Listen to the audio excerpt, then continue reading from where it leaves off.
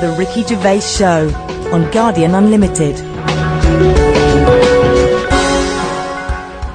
Hello, welcome to The Ricky Gervais Show with Guardian Unlimited. Back where it all started. With me, Ricky Gervais, Stephen Merchant. Hello. And of course, Karl Pilkington. Right. The internet phenomenon that is Karl Pilkington.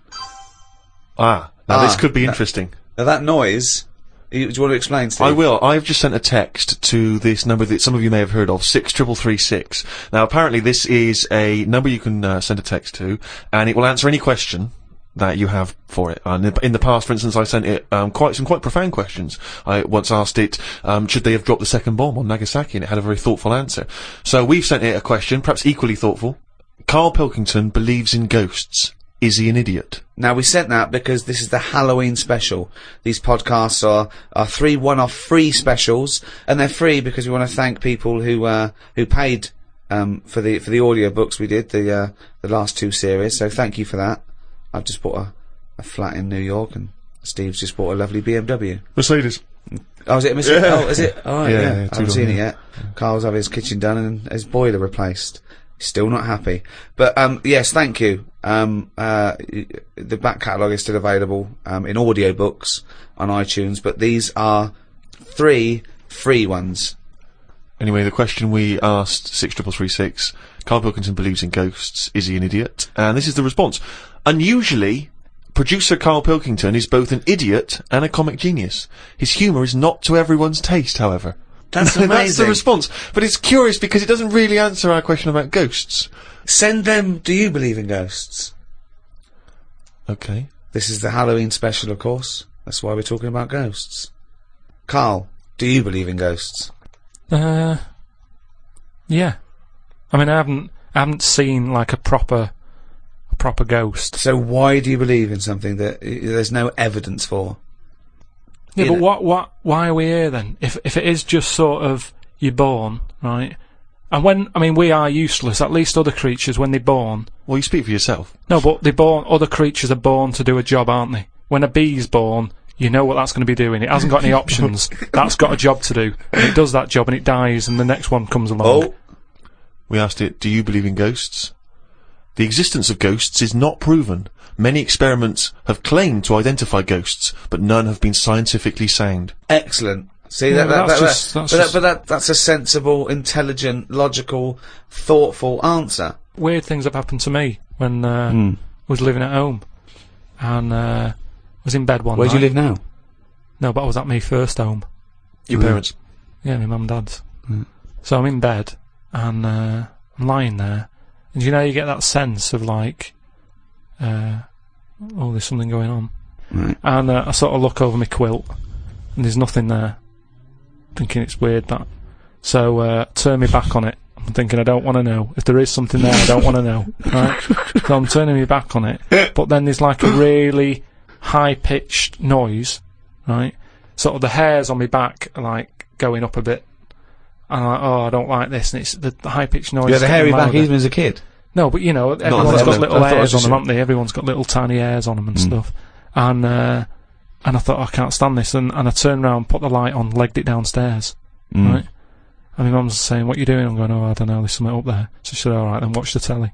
So I stayed up for a bit, watching the telly, went back to bed, the high-pitched noise had gone, went to sleep, get up the next day, Charlie from next door comes round, he goes, Hilda's dead, right? And my dad said, oh, when did that happen? I said, last night at 11:15. Right. That's when I was in bed. So, what are you telling me for? Because it's weird, isn't it? It's that thing of... what do you think would be weirder, that no one ever died at 11:15 when you were in bed? No, but that's when all the weirdness was going on. That's when the tone was happening, my back was getting itchy and stuff. And Coincidence.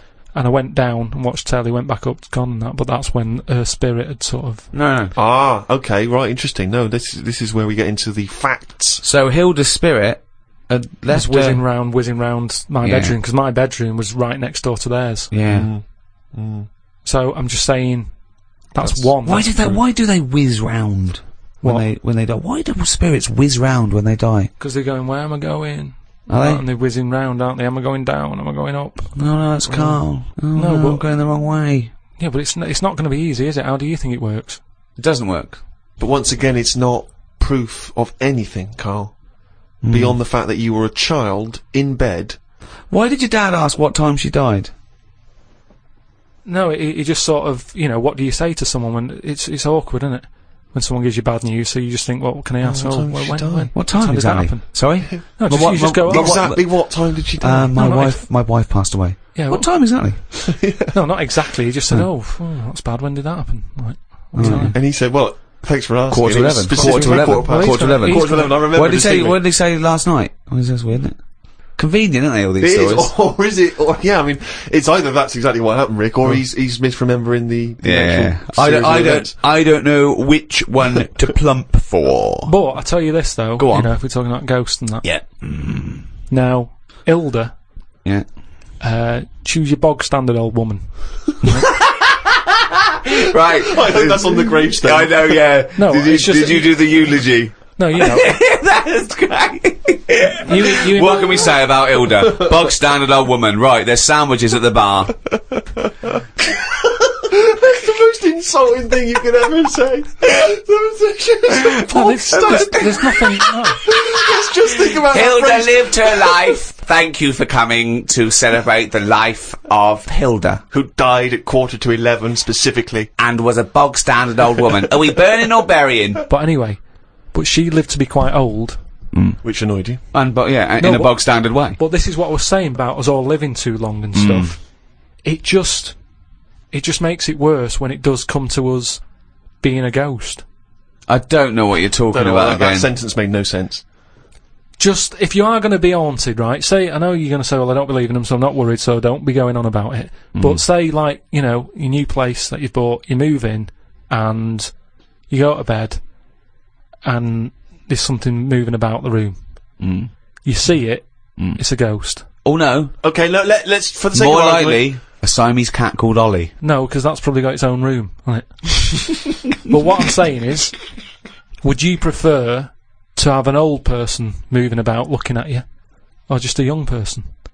I'd prefer a youngish person who looks normal and is sort of floating about, and you go, all right. That looks normal, floating about. No, but an old woman would really scare me. And ghosts are always going to have a bad reputation because they look scary because they're old. So that's... You talk absolute shit. That's all I'm saying. So Can you believe we ever charged for this? No, but look, if we are going into another life, right, after this... Which we're not, we move on to another life. Yeah. We're not going to move on. That land, say if it is like another world, where we go and we plough fields and we grow Croppage. We grow crop. Crops. Crops, if you want. Yeah, well, I would like to use the English language. Yeah, but there's too much fruit about, so just a crop. Just something we need to get by. Fruit about. He's got an answer for everything. That's So we what grow I'm some saying. crop. Yeah. So you grow your crop, and now, if we're all going into that other land or world or universe, old, who's going to do the cropping?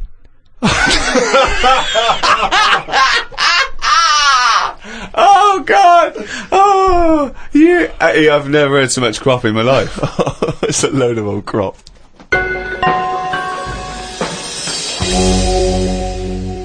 I had to go for an ultrasound, right? Isn't that what you do if you're pregnant? Yeah, but do you know I've had kidney stones? Are you and that? expecting? We've talked about it in the other podcasts and that we've done, right? I've had a kidney stone. I don't want to go on about it. But it was painful and that. Well, you are going on about it. Yeah, and there was nothing. No, I'm just saying. It's routine. Don't worry about it. It's not routine. Well, why do they have to keep going back then? people. Why do they have to keep going back? You're questioning me. You're getting into a routine. Keep going back. It's better than working, isn't it? You don't have to sell the book. No. Holiday or hospital. Holiday or hospital. Holiday or hospital. I don't know. I'll just say that we've got a book out, right? The World of Karl Pilkington. It's out now. When he goes on holiday the first week, right?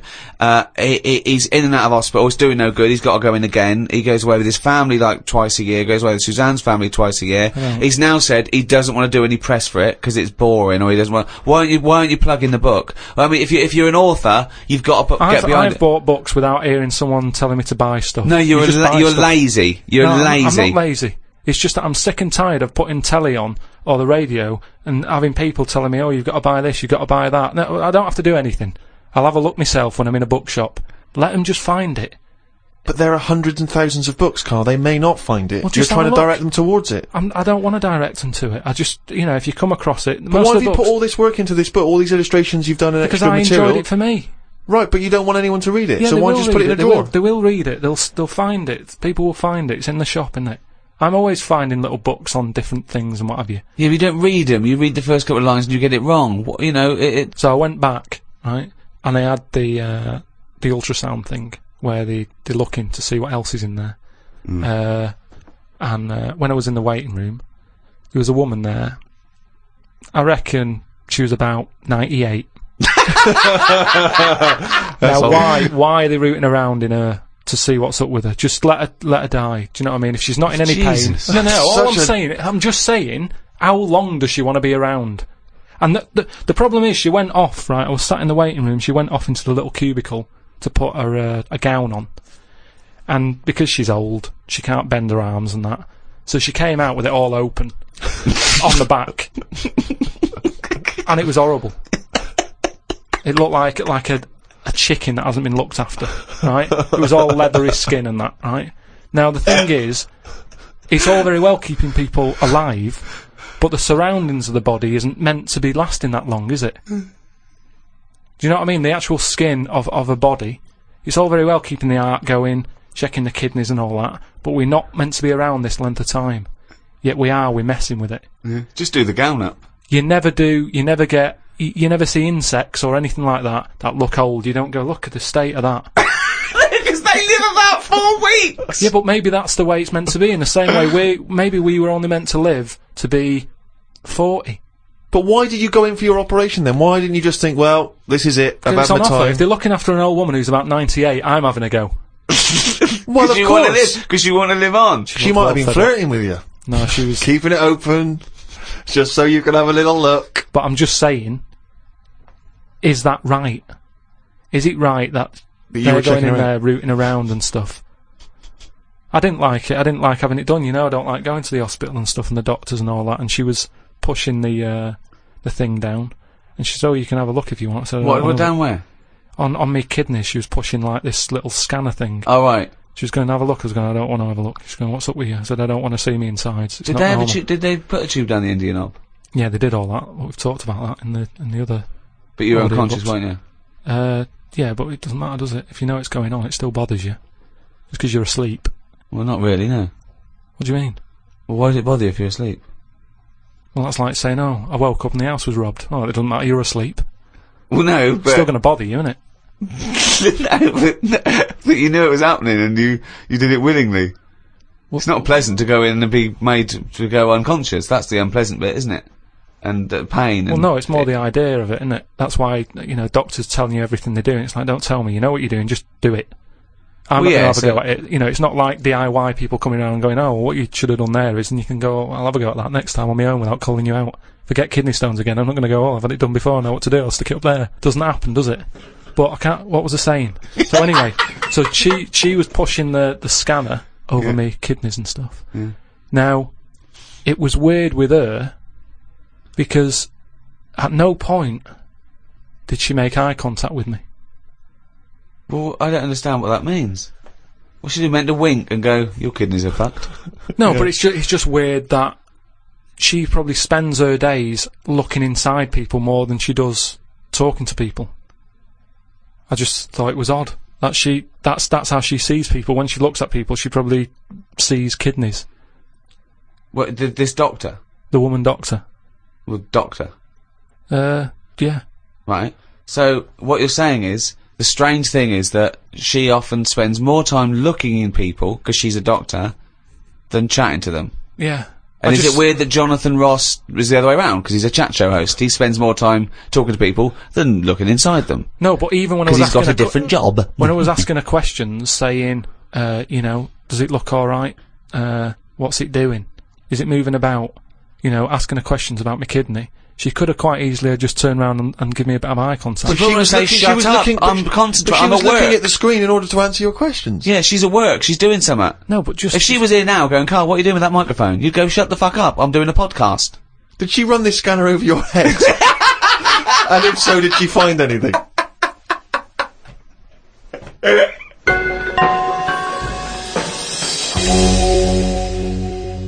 We'd like to try and educate Karl, Rick, as you know, as we have done since we've known him, really, and he doesn't really seem to absorb any information. No. And I was asked recently, when I was going back to Bristol, if I would come and talk to a classroom of school children. All right. You know, just talking about careers, and particularly my career.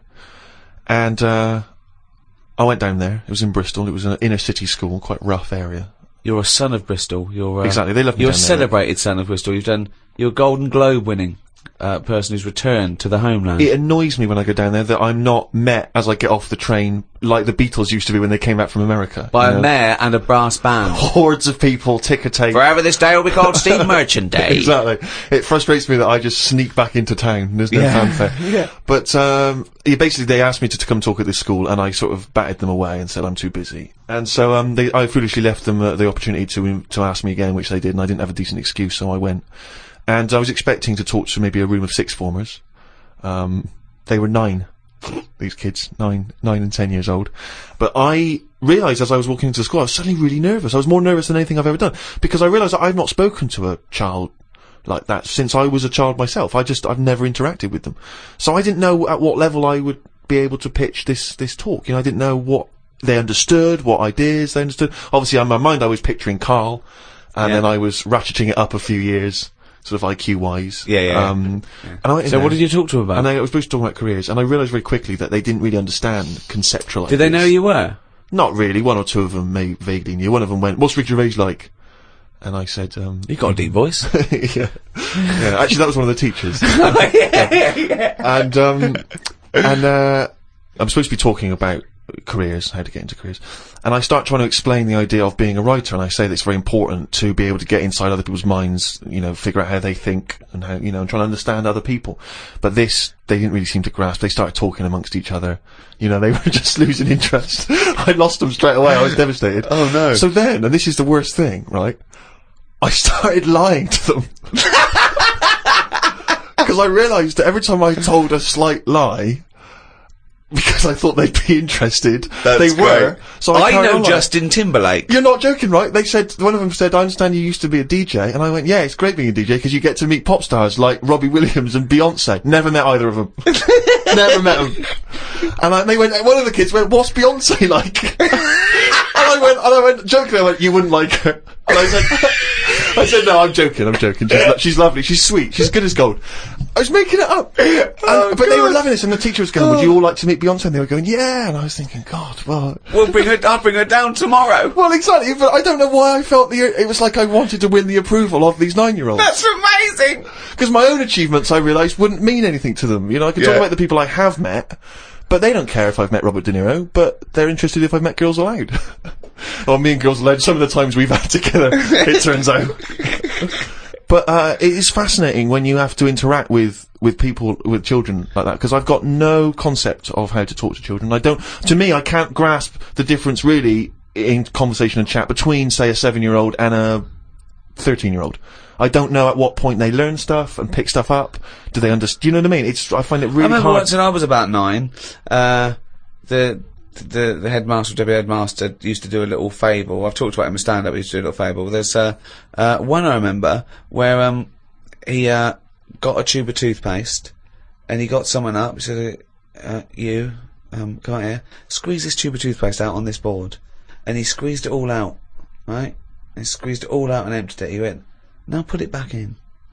And the kid tried to struggle, and he goes, "You can't do it." He said, "It's easier to do something than undo it." Okay, go back to class. Like people are going, "Oh, I get it. I know what he means." Yeah. They're just thinking, don't squeeze all the toothpaste out. Yeah. Just save some. Yeah. I mean, you know, there's no way they're going to take on that exactly. metaphor at the age of 9. It's too conceptual, yeah. Yeah, exactly, yeah. Just stop misbehaving or I'll smack you. That worked. Karl, have you had to have any dealings with kids? How do you get on with kids? Do you relate to them? Or are they just as angry and perplexed by your views as we are? I mean, it's with everything, isn't it? Everyone's different and that. I can get on with some young kids alright, and some of them are, like, you know, a bit cocky and what have you. But, I'm sort of getting on with the baby at the moment, because, I've been made a godfather. Think of that. So, wow, who did they reject? I know. No, I mean, who said no? Yeah. Well, I did. I did at first, and then Brilliant. Suzanne said, "Look, it's not really a choice. It's not like a job interview or something that you're thinking about. Is it a good thing? So you've been asked. You should take it on." But what are they? What if they? Hold on. If you're the godfather of this Yeah. kid, presumably you're friends with them, and they probably listen Yeah, to this they're good podcast. friends. So now they're hearing, for the first time, that you didn't want to be Yeah, godfather. but I think that's good because they can hear that. It wasn't. I didn't just do it because I was asked. I thought about it. I thought it through. I was worried. It was kind of like, is this a job? And I was just. Well, it's asking nothing but tokenistic, is it? You're not. Well, really this is what I looked into. I said, we went back and I said, right, I've been thinking about this thing. I've heard that it's my job. If anything happens to them, I've got to kick in. I'd have to start looking after the baby. So I said, right, how many of you are in your family? If that happens, am I going to start getting a phone call or what? And they said, no, there's a big family. You're not, you're at the bottom of the list. So I was like, how many? And just finding out what their age is. And I've only got a small flat. It would have to sleep in the sink or something, right?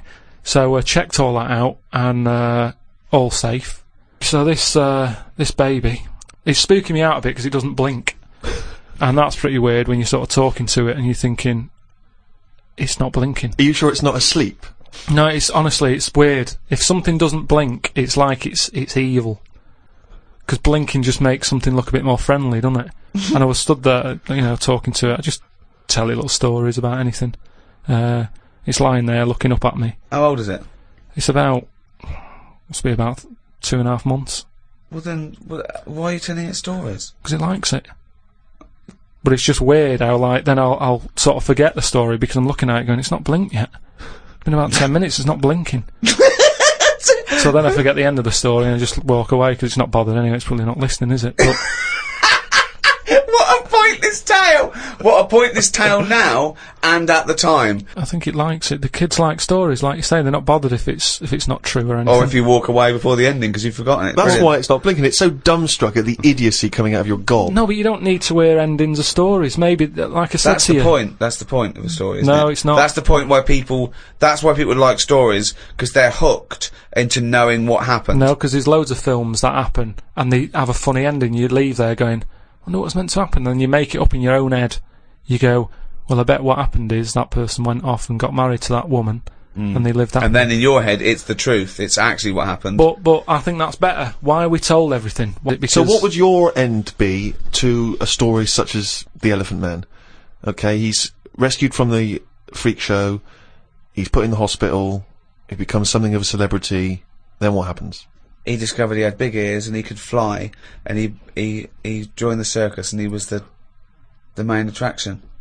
I wouldn't change the end that much because at the end of the day, you can't make something up that's not believable. At the end of the day, he's got an head like an elephant. He's not going to have a good life, is he?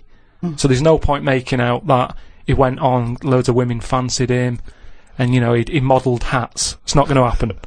So he's got to die. The Elephant Man had to die, but at the same time, Was shot by poachers. show for his tusk. Show a few positives, because I'm sure there was good bits in his life. I don't know what they were, but look at everything. What was he like when he was a little baby elephant? They didn't cover what he was like as a kid, but you can get away with them sort of looks when you're a baby. You can be an ugly baby, and everyone goes, "Oh, isn't it nice?" There was some woman in a cafe the other week that I was sat in, and she came up and she sat down with a mate, and she was talking loudly, going on about, "Oh, the baby's lovely." They said it's got lovely big eyes, really big hands and feet. Now that doesn't sound like a nice baby to me. I felt like saying it sounds like a frog, but I thought, I don't know her. There's only so much you can say to a stranger. I don't know what kept me from saying it. That's what I was saying before about there's something. It sounds like a frog. There's something inside of you that stops you. Yeah, that's amazing that you have the urge to go, that doesn't sound like a good baby. What, love? I'm just listening to conversation. That baby you're talking about sounds like a fucking frog. Yeah, but something stopped him saying it.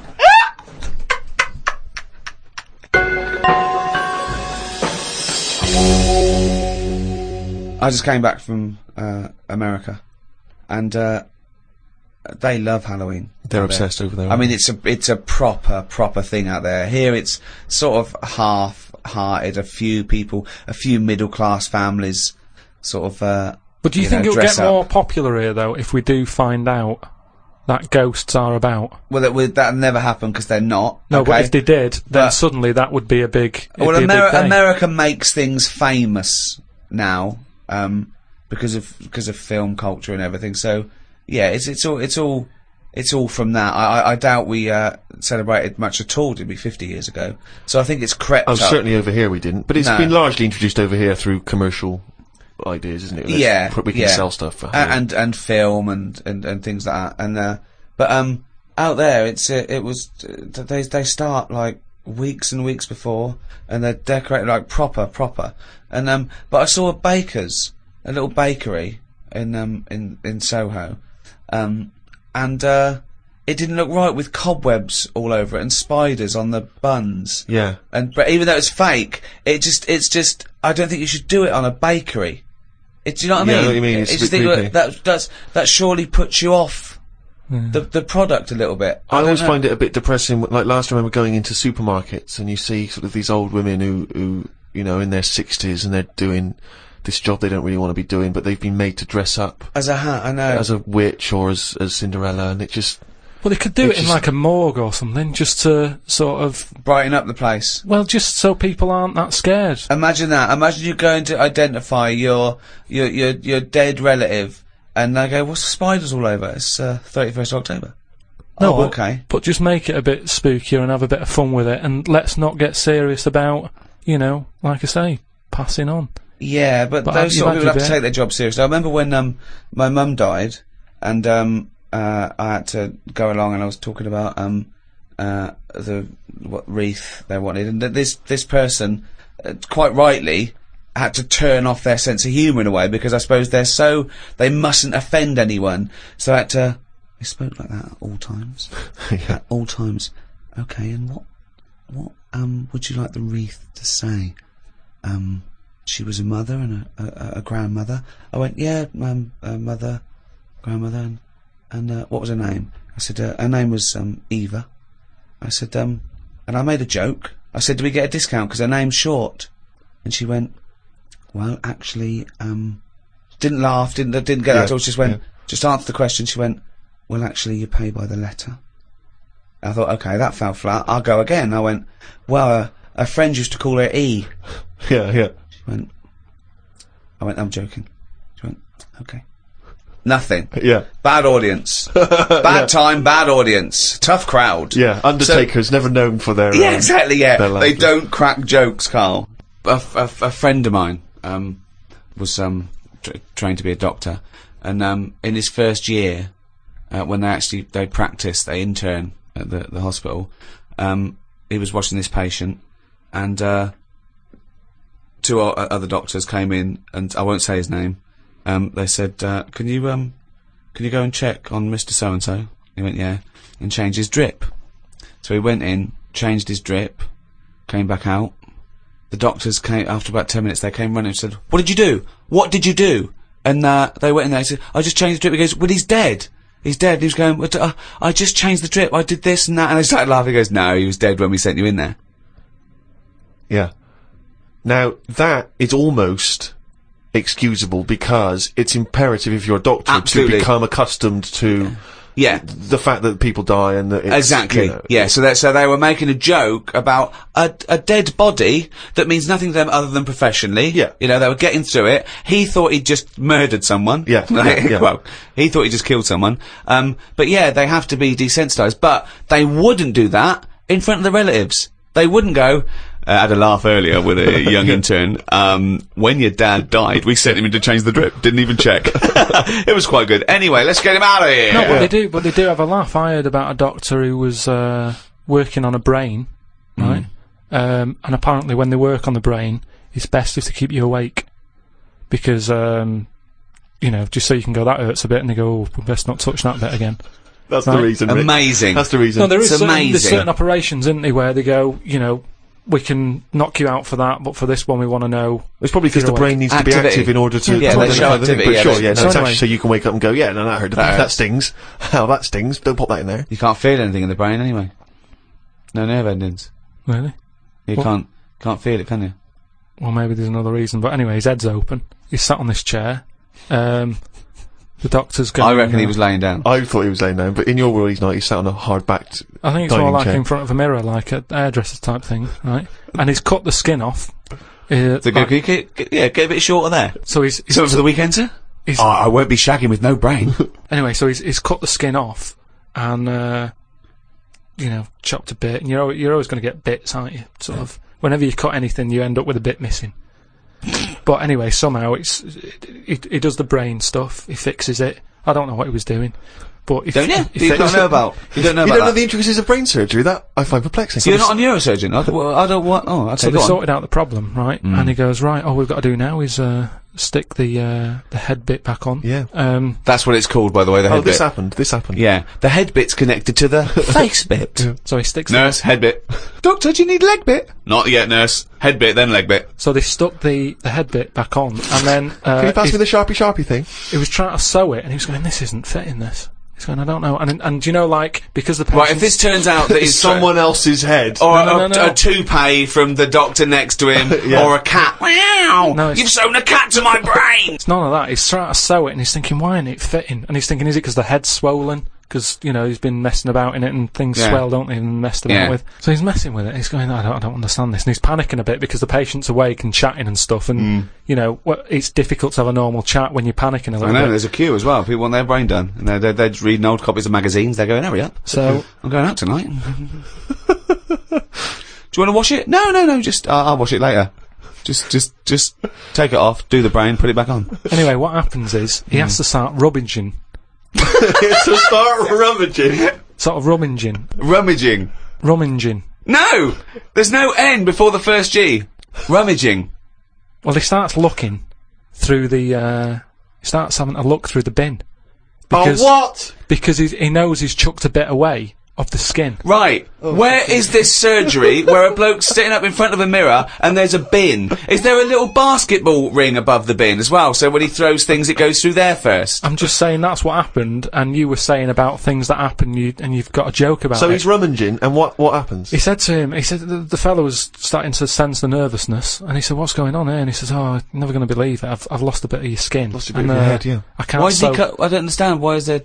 Why That's is it what in I two mean. bits? Because things just break up, don't they? It's like chicken. When you see him walking around, everything's in place and it sticks together. You cook it, suddenly it all breaks up. He cooked his face before he cut it out. I'm just saying how flesh, it sticks together well when... He'd cooked the scalp before he'd taken it off his head. No, but it's just an example of how skin can break up with the muscles and everything. So he's rummaging in the bin, and does he find the head? He found the bit, and then he's like, sorry about that, and he sort of managed to stick it on. Right, he didn't wash it off or anything? Yeah, I'm sure he gave it a bit of a rinse. But I'm just saying how... Nonsense. You've got to make a joke out of stuff, haven't you? Yeah, it's bollocks. If you're a doctor. Okay, that's good. So where was the joke in that story? At what point I thought this was a story about how doctors have a sense of humour. Yeah, when well, did he make at a the joke? end, he sort of laughed and he sort of said, there you go, it's back on, but, good job the bin men didn't come or whatever. And they made a joke out of it. I've never heard such nonsense. I've never heard such nonsense. Right, Carl, let's do a competition. Chance to win some of the product that we've got out that Carl doesn't want to talk about because he's too lazy. No, it's not that. Well, if you do want to win a copy of this book, Ricky Gervais presents The World of Karl Pilkington. It's by all three of us, and it's some of the musings and thoughts and ideas from the podcasts. Carl has got some new theories. It's illustrated throughout. By Karl Pilkington. By Karl Pilkington. It's got excerpts from the diary. They're genuine, aren't they? They're photostated things from the diary that people haven't seen, and it's fascinating read.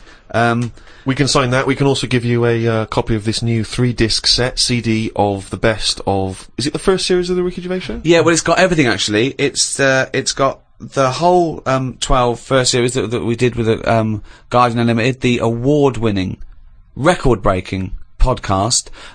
It's also got some excerpts, if you want the best of, you can put that on. And it's got 1 hour of new material, which we recorded especially for it, but you can't get that. You can't buy that in the shops till the 13th of November. And I throw in the new Flanimals book, Flanimals of the Deep. It's the third in the trilogy, Carl. Are you excited about that? Yeah. And the question is, do you want them? Okay, that's the quiz question. That's the quiz question, yeah. Okay. Is that a trick question? No. It's just the first correct answer. I'm not going to give away what the correct answer is, but do you want them? And think, if you do want them, then that might, what's the answer? And you can send that to podcast@rickygervais.com. Include your name and address, and if you're the lucky winner, then we will send this stuff to you if you want it. And it's the first come, first serve, okay? So the first correct answer to the question, do you want it? Do you want that stuff? Do you want Flanimals and the CD box set and the book and that? Okay, well, if you know the correct answer to that, podcast@rickygervais.com. Good luck, everyone.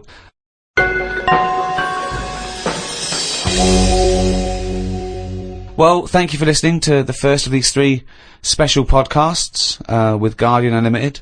The next one is out for Thanksgiving, 23rd of November. We don't actually celebrate Thanksgiving. What is Thanksgiving? It's a thing in America. Right. It's like the big holiday. Probably rivals Christmas. Probably bigger than Christmas in. Well, what do we do here? But we don't celebrate here, do we? So it's a date, isn't it? Yeah, but no one's going to remember that, are they? 23rd of November, they can remember, can't they? Yeah, but it's nice. Well, they should remember that's one day before my birthday if we're going to celebrate anything. Okay. Well, you've got this one. The next one's the 23rd of November, and the next one's the 25th of December. Well, how can I remember 25th of December? Well, Christmas. that's fair enough, that's Christmas, but Thanksgiving, we don't celebrate Thanksgiving. Okay! The next one's out about the 23rd of November, then after that, about the day before my birthday. Oh, they're going to remember that, aren't they? It's Steve Day in Bristol. Yeah. Anyway, if you've enjoyed this special edition of the Ricky Gervais Show, the entire back catalogue is still available on iTunes under audiobooks, by the way, not podcasts, audiobooks, and you can get everything we've ever done. I'd like to thank the guys at Positive Internet for hosting this. Those great guys, what would we do without them? So, it's goodbye from me, goodbye from Steve Merchant, bye, and goodbye from Karl Pilkington. The Ricky Gervais Show on Guardian Unlimited.